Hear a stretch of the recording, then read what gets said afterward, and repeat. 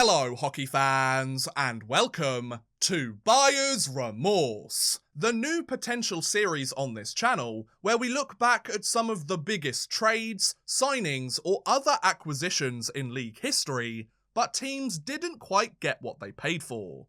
In today's episode, we're going to be taking a look at one of, if not the worst batch of July 1st signings ever, as we explore all the Buyer's Remorse from the 2016 NHL Free Agency. Given how terrible pretty much all of these contracts have turned out to be, let's start from the bottom and work our way up to the worst contracts that were signed. Buckle up folks, it's gonna be a bumpy ride. First up on our wall of shame is the San Jose Sharks and their signing of Bodker. A former first-round draft pick, Bodker had been putting up solid numbers in the league before July 1st, 2016, hitting the 50-point plateau in 2 of the last 3 seasons, split between the Arizona Coyotes and the Colorado Avalanche. Following his brief stint in Denver post-trade deadline, the 26-year-old forward had certainly earned himself a raise and a longer-term deal than his 1-year, $3.75 million contract. Interested in adding the Danes' scoring numbers to an already strong forward core, San Jose Sharks general manager Doug Wilson got the forward to put pen to paper, and the two sides agreed on a 4-year contract worth $16 million in order for Bodker to join the Californian franchise. So, did this contract work out? Of course not! You read the title of this video, right? Signed for his ability to notch 50 points in a season, Bodker was unable to come anywhere close to this number during his time with the Sharks, as he posted 26 points and 37 points in his first 2 years in San Jose. This lack of production prompted the Sharks to part ways with their free agent acquisition during the 2018 offseason, in a trade with the Ottawa Senators. Bodker is still a member of the Senators roster to this day, and continues to put up similar numbers to his years with the Sharks, including 3 points in 10 games during an injury-shortened 1920 season. However, now Bodker has the excuse that he's on a rebuilding franchise in Ottawa with a lot less talent compared to San Jose. With his contract finally set to expire at the end of this season, and given his disappointing numbers since signing this deal, I highly doubt that Bodker will be making anywhere near $4 million a year anytime soon.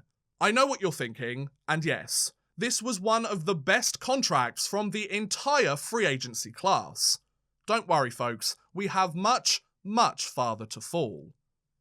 From one 4-year contract to another, next up is the Calgary Flames and their signing of aging veteran Troy Brouwer.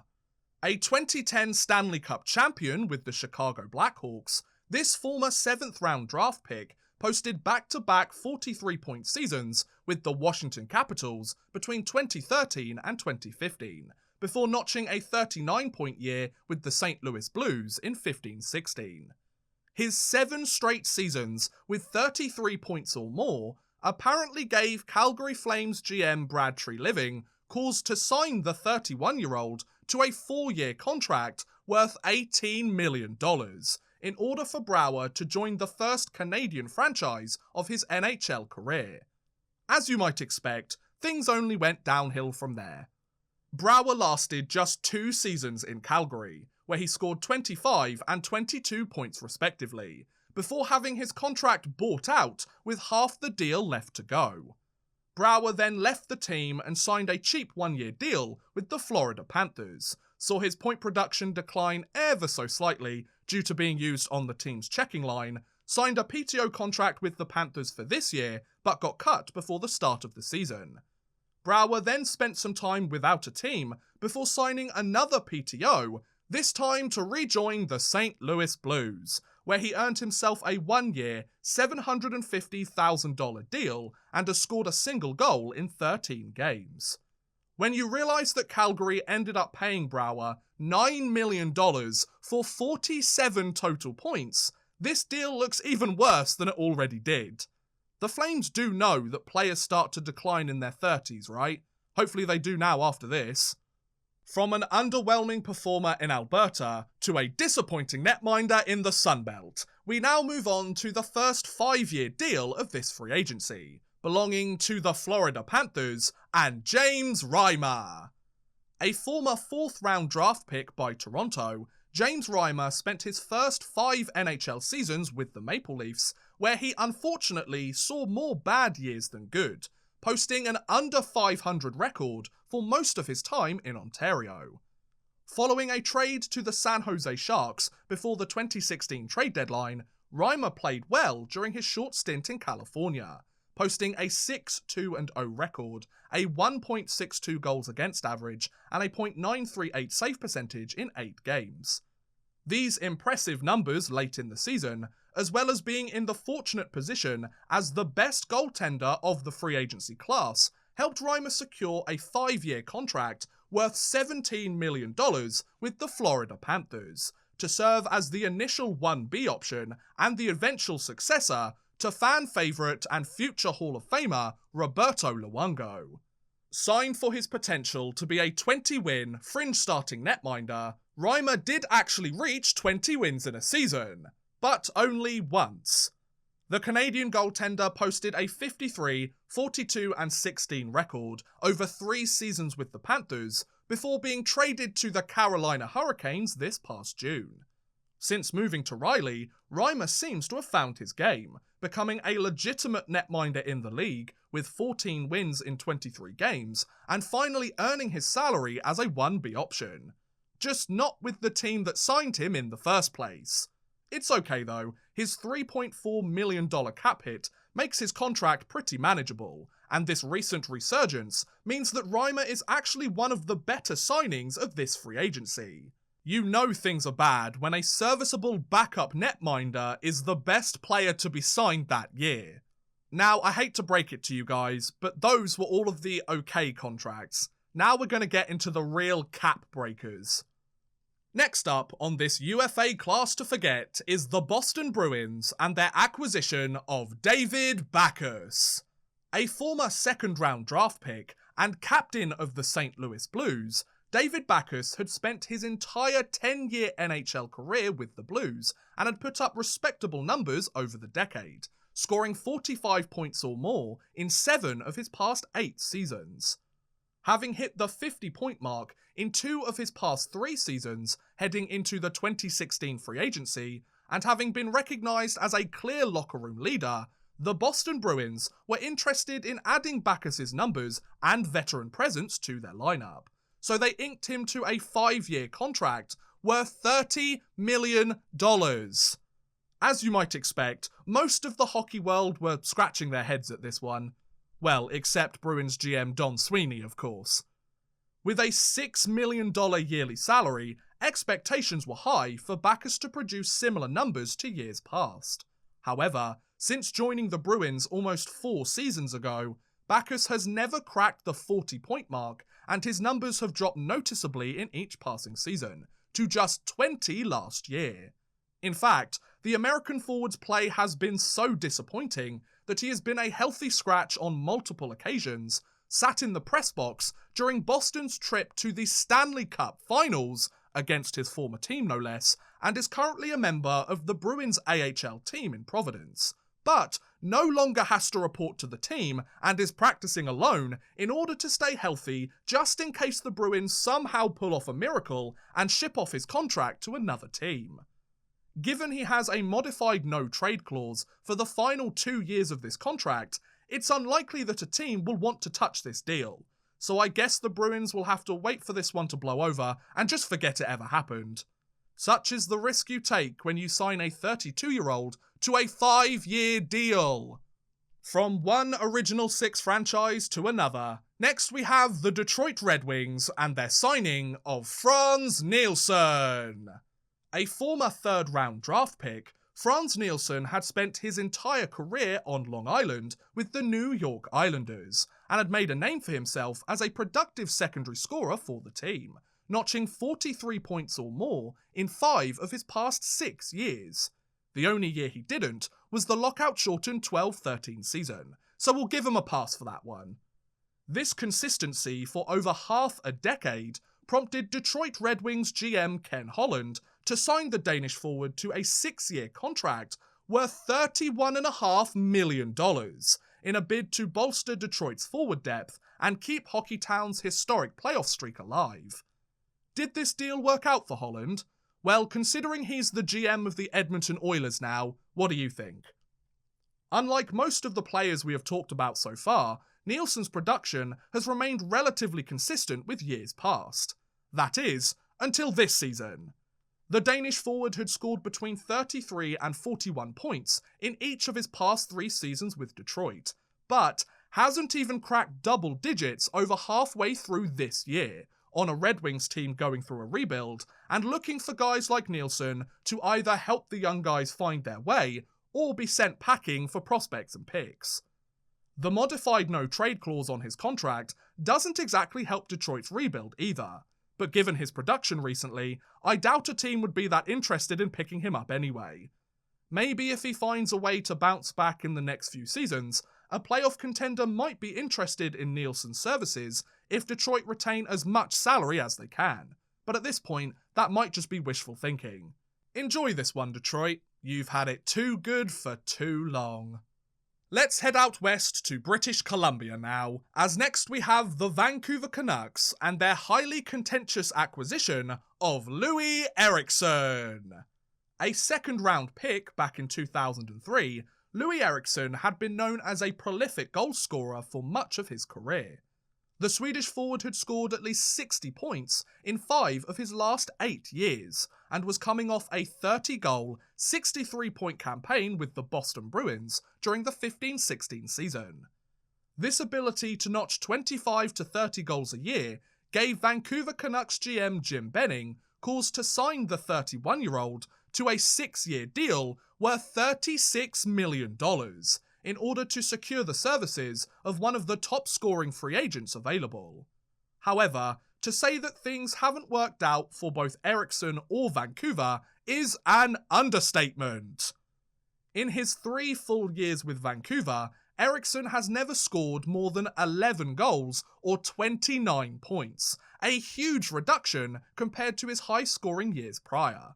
Not only that, but Eriksson has been a healthy scratch a number of times, has been reassigned to the AHL on several occasions, and to make matters even worse, has crafted quite a turbulent relationship with the fanbase, especially after making some interesting comments to Swedish newspapers during the off-season. After the Canucks spent many a month asking themselves, how do you solve a problem like Eriksson? The former second-round pick is currently back on the team and has scored 10 points in 37 games. So at least he's produced something. Except when you realise that those stats work out to about $600,000 a point or $1.2 million a goal. Yikes. I hope this deal doesn't stop Vancouver from signing all those talented RFAs they've got coming up. That would be a real shame. Heading back east to Long Island now, where next up is the New York Islanders and their ridiculous overpayment of Andrew Ladd. A 2-time Stanley Cup champion and a former captain of the Winnipeg Jets, Andrew Ladd had become known for his point production just as much as his locker room presence, as he had scored 46 points or more in 6 consecutive seasons. Following a successful return to the Chicago Blackhawks after a trade at the deadline, and with his impending status as a UFA, Ladd was sought out by New York Islanders general manager Garth Snow, who spared no expense to bring the Canadian forward to Brooklyn, as he signed Ladd to a whopping 7-year contract worth $38.5 million. Though most hockey fans with an ounce of common sense looked at this deal with either shock or hilarity, Snow felt this was the right move to make. It's a shame for Isles fans that he was wrong then, isn't it?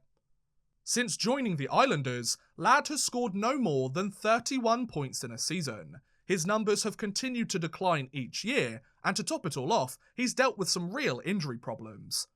To rub further salt into the wound, Ladd was placed on waivers and reassigned to the AHL earlier this year, in order to try and spark a resurgence in his game, meaning that Ladd hasn't just disappointed, but he's not even playing in the league anymore. But hey, at least he has his $6.25 million yearly salary to keep him company in Bridgeport. I mean, who's really having the last laugh now? The penultimate signing of this UFA class to forget, and holder of one of the worst contracts of this free agency, is none other than the Buffalo Sabres and their acquisition of Kyle Okposo. A former 7th overall draft pick back in 2006, Kyle Okposo had started to live up to the hype that comes with being a top 10 selection, hitting the 20-goal mark or scoring at least 50 points in 3 of his past 5 seasons.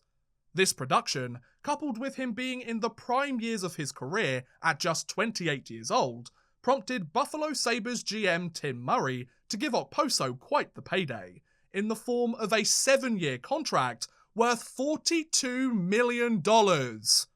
Okposo must be counting his lucky stars that he signed this contract when he did, because it's been nothing but downhill for him since.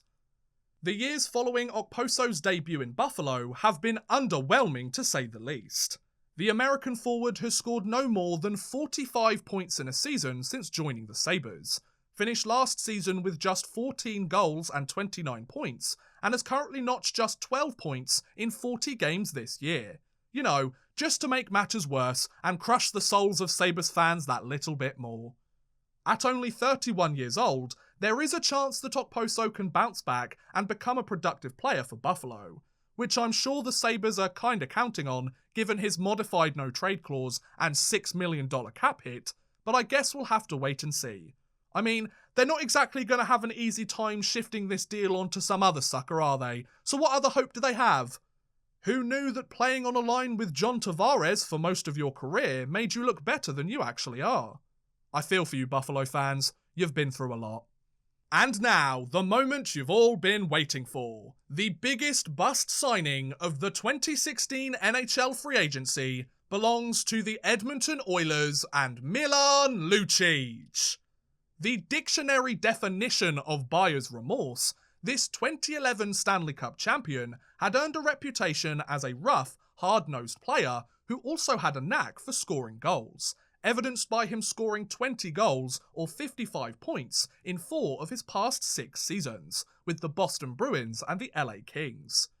This strong production, coupled with his physical play and Stanley Cup playoff experience, was all Edmonton Oilers GM Peter Chiarelli needed to hear, as he locked up Lucic to a 7-year contract worth $42 million to bring him over the Canadian border for the first time in his career.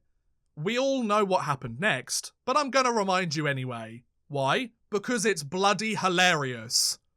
While things looked pretty good after a 50-point campaign in his first year in Edmonton, Lucic's production seemingly fell off a cliff, as he put up a 34-point season in 17-18 and an abysmal 20-point season in 18-19, where he scored just 6 goals. The Canadian forward also saw his penalty minutes rise considerably compared to his first year with the Oilers, primarily due to Lucic's skating not being strong enough to keep up with today's game, and him having to rely on hooking or holding players instead of beating them in foot races. In a surprise twist, the Oilers were actually able to shift Lucic's behemoth $6 million a year cap hit to the Calgary Flames, in a deal that saw Edmonton take on another monster contract from James Neal. Since the trade though, Neal already looks to be back to his usual 25 to 30 goal self, but Lucic, still more of the same, as he has 13 points in 54 games. Wanna know the worst bit about this contract though? It still has 3 years left to go. Lucic is gonna make another $18 million before this deal is up, while being arguably one of the worst skaters in the league. If that isn't a perfect reminder for NHL teams as to why they should be careful who they overpay on July 1st, I don't know what is. So, how bad was the 2016 free agency? Well, of the 9 players we have discussed, 4 of them are no longer with the organisation that signed them to their deal, and none of them have scored even 50 points in a season or posted a 25 to 30 win year, let alone scored at a point per game pace or been elite between the pipes. 3 of them have even spent significant time in the minors because they've played so badly, and one of them is still down there right now. When you consider that all of these contracts combine for a total value of $271 million, yeah, it was pretty bad. And that's what made the 2016 NHL Free Agency class the epitome of buyer's remorse. What do you guys think about this UFA class? Also, what do you think of buyer's remorse as a new potential series? Is there another moment of buyer's remorse you want me to look at? Perhaps another free agency class, a busy trade deadline, or a hiring of a coach or member of the front office? Let me know in the comments below. I would love to hear what you guys think. But thank you very much for watching, guys. I hope you have enjoyed. Please feel free to like, subscribe, share, or watch some of my other videos. Thank you very much for watching, and goodbye. A big thank you to Chris Gadsby, Connor B, Jordan Whitehead, and Martin Tolness, as well as a huge thank you to Max Artist and The Legacy for helping support this video via Patreon. If you too want to help support the channel a little bit further and get a shout out at the end of every future video, make sure you head over to patreon.com/oddmanrush and become a patron today.